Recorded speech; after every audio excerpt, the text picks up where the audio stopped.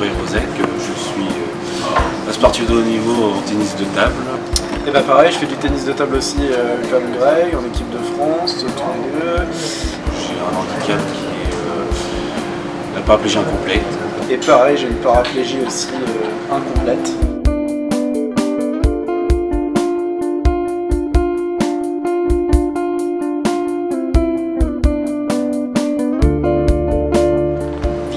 Je suis médecin du sport, président du comité régional olympique et c'est à ces deux titres que je suis venu ce matin pour tester avec Greg et Florian le propulseur, voir comment on pouvait utiliser ce matériel et en tirer la quintessence, non seulement pour les personnes qui ont un handicap et un défaut de propulsion, en particulier des membres inférieurs, mais aussi, pourquoi pas, à terme, pour d'autres personnes qui ont des pathologies qui les amènent à reprendre une activité, et en particulier aquatique, et avec ce matériel, certainement la facilité de retrouver un contact avec le milieu aquatique.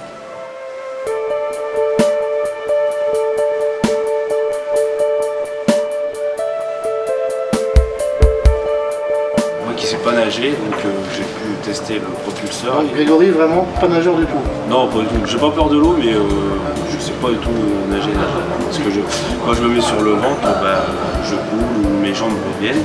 Et donc, en essayant ce propulseur, j'ai pu apprécier les sensations de l'eau et pouvoir se déplacer dans l'eau. C'était quelque chose de très sympa et quelque chose que je ne pouvais pas faire avant sans le propulseur.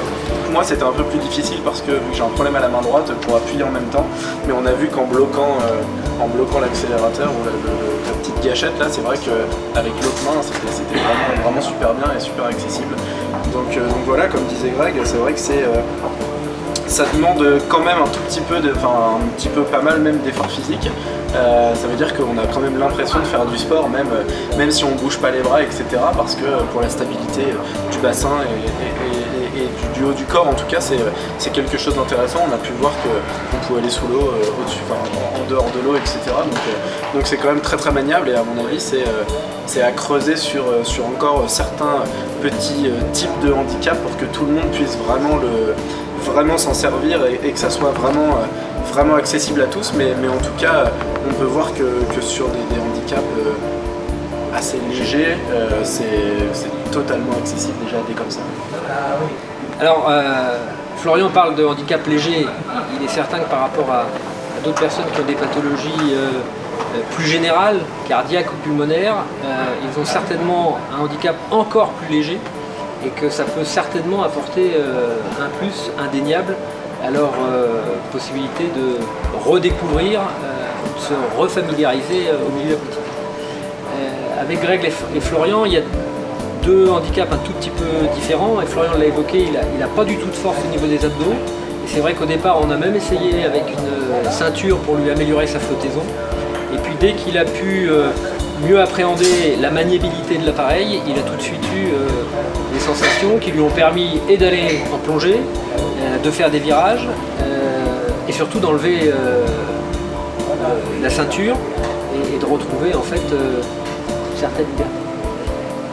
Greg l'a dit, il ne sait pas du tout nager, il a un handicap encore un peu différent, il a un peu de force sur une jambe. Mais c'est vrai que là aussi, très rapidement, et là sans ceinture, il a pu tout de suite utiliser le matériel et découvrir le plaisir de la glisse qu'il ne connaît pas puisqu'il ne sait pas